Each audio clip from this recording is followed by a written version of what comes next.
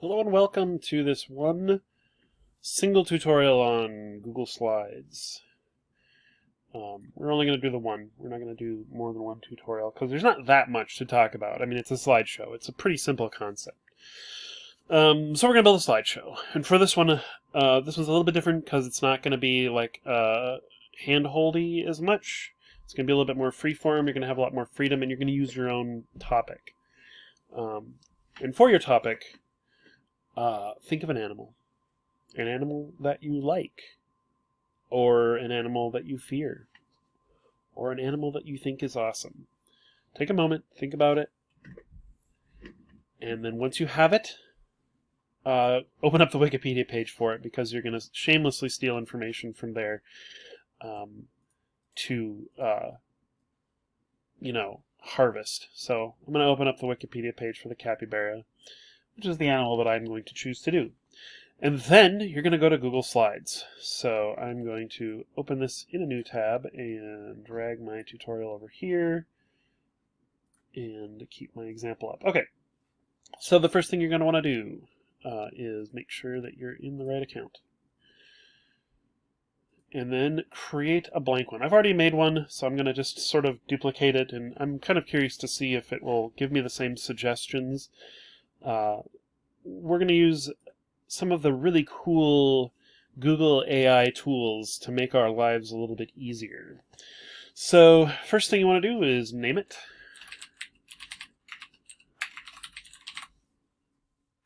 Good enough. And we're going to move it to some other folder, maybe my ITECH 100 folder. And now we're going to, okay, so the first thing you want to do, the first thing you'll notice is that this is a pretty boring slide. This is called the title slide. It has a title box and a subtitle box. And one of the things that you can do is apply a new theme to your entire slideshow. And I'm going to move this over here.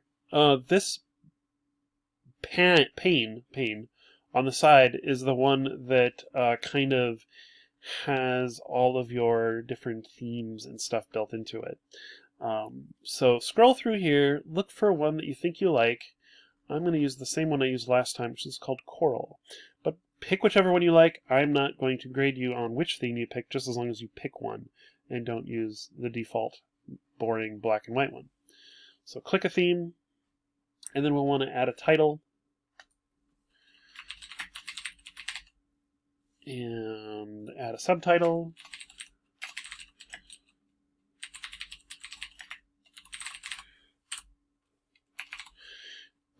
Once you click out, here's what I want you to do. I want you to go down to this button that says Explore and click it. It opens up the Explore pane. This is like Google's AI will take the content of your slides and then try to come up with some new way to mix it up and create new custom layouts based on some arcane wizard algorithm. I have no idea at all how they do it. So what I suggest is don't pick one yet. We're going to do something else. First, I mean, you can pick one and kind of look at it and see what you think. But you can see pretty much what they're going to look like here. But I'm gonna suggest you do one thing instead. Let's add an image. Go down to Insert Image, and we're going to just search the web. And we're going to search for capybara. Well, I am. You're going to search for whatever your animal is. And I'm going to pick one of these images. I'm going to pick this one. And then I'm going to insert it. And then it's just going to appear right here in the upper right-hand corner. But then watch what happens to the Explore pane. I get a whole bunch more suggestions based on having added this image. It will give me cool suggestions for layouts that will make my slideshow really pop. So pick one of these. I'm going to take this one. I like that. Next thing you're going to want to do is create a new slide. So usually how this works is you can hit the plus and that'll just create one, or you can hit this little down arrow and it'll give you the option to add a new slide with a different layout. So there's title and body layout, which is kind of your most standard one. then title with 2 columns, one with just a title, one with just like a column of text. There's a few of them. You can kind of look through them. Generally, I just use title and body because of the way Google's AI kind of works. So the first slide, since you're going to be doing one on an animal, I think that a definition slide is in order. So what is a capybara? Question mark. And as you do this, you're going to see these suggestions kind of change.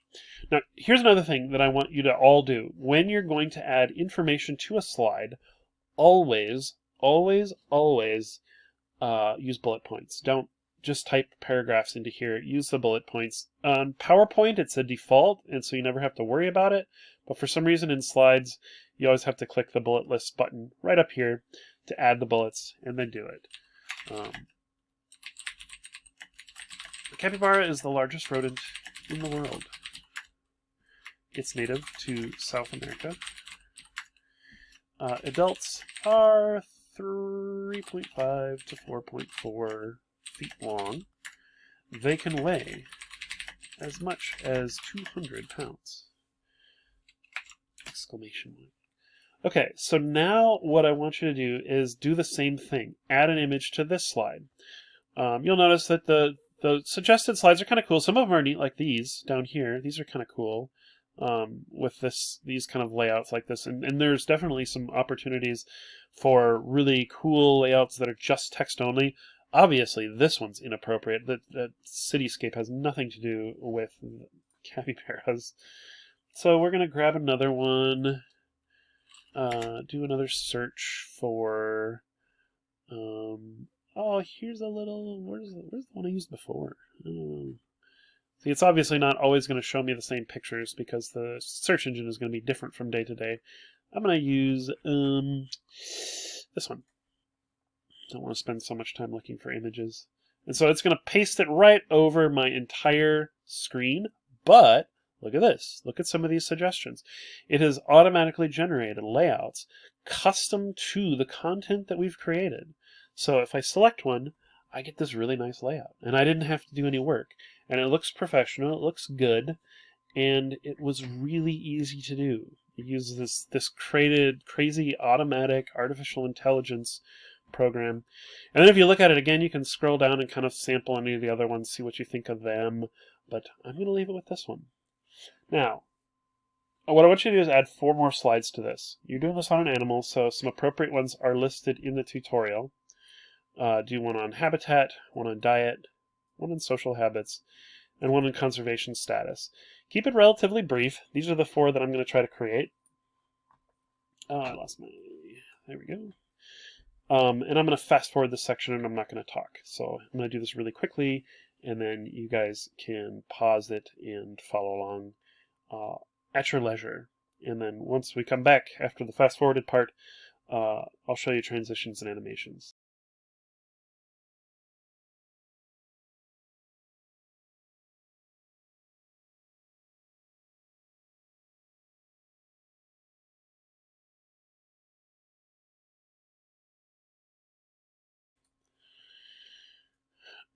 Okay, and we're back. So hopefully you kind of see what I did. I was actually just copying the text and the images from my pre-made one. And you can find a link to the example in the, or I will have a link to the example in the tutorial, and you can take a look at it. It'll be this slideshow that I'm creating right now. So this is kind of the using this, you can kind of like quickly and efficiently create really interesting looking slideshows. But this is going to be just the basic like layouts of each slide. So these are going to look really good. But one thing that we don't have is the ability to present them in an interesting way. So if I go to present view, it's just going to show each slide as a static screen. So instead, what we're going to do is we're going to add some animations. So go back to the first slide. Go to the slide menu and select transition. This will bring up the motion pane. What the motion pane does is it defines all of the different motions that you can have to add kind of like some visual interesting stuff that goes on in your slideshow.